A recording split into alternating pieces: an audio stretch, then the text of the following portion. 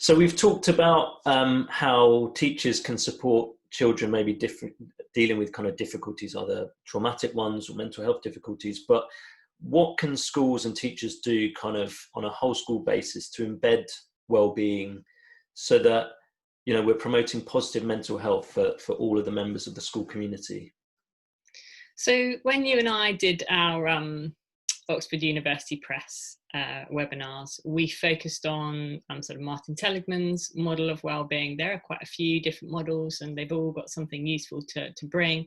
But this one I tend to go to sometimes because I think it's really helpful to remember. There's 5 things and we can apply them. They're sort of actionable.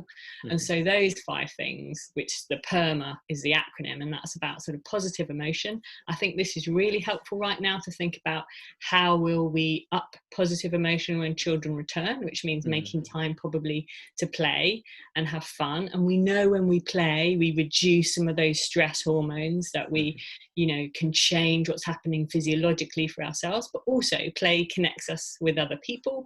There's not necessarily an end goal that we have to get to, so we don't have to feel any pressure to be a particular way, but we can just kind of, you know, do with other people. So I'd say play is a really important one. We think about upping the sort of positive emotion. That could be one way to do it. Obviously, opportunities for engagement too, and so finding activities that young people can get really stuck into, can give themselves a break, particularly if they are perhaps experiencing a lot of intrusive thoughts or worries. Sometimes just having an opportunity to do something creative can give a little bit of respite from that. Not always, but sometimes.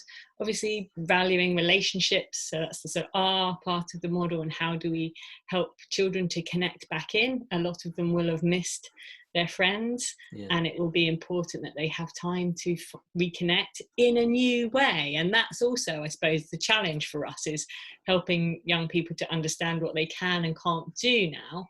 And I think it may be helpful for them to feel involved in that process. Like there may need to be some new classroom rules, and perhaps they can get on board with making those, understanding that we now perhaps have some, you know, new guidance about how close we can be to others that wouldn't have been there when they were in the classroom last time. Yes. So thinking about relationships, also a sense of meaning and belonging. And I know schools have been working incredibly hard to keep this going over the last couple of months, and making children still feel held in mind. And I think for a lot of them, just returning to that place with those people will help that sense of belonging again. And lastly, I suppose giving that sense of achievement, having an opportunity to feel that you've done something, you work towards something, whatever that might be. And it's probably going to have to be a slow build up to get back to where they were before for some. And that's okay, because, you know, we've been doing what we needed to do to keep everyone safe, and safety has to come first. Mm-hmm. But I think those things, when they're embedded into schools and sort of really valued, can be really helpful in building that sense of well-being back up again, enabling us to start feeling that we also have some autonomy and control over our day. And I think that can be very helpful for our well-being too.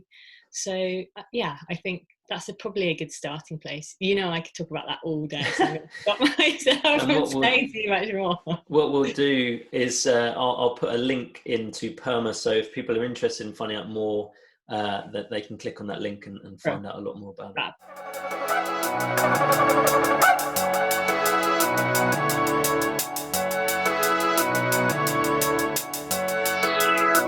They tell me life is beautiful.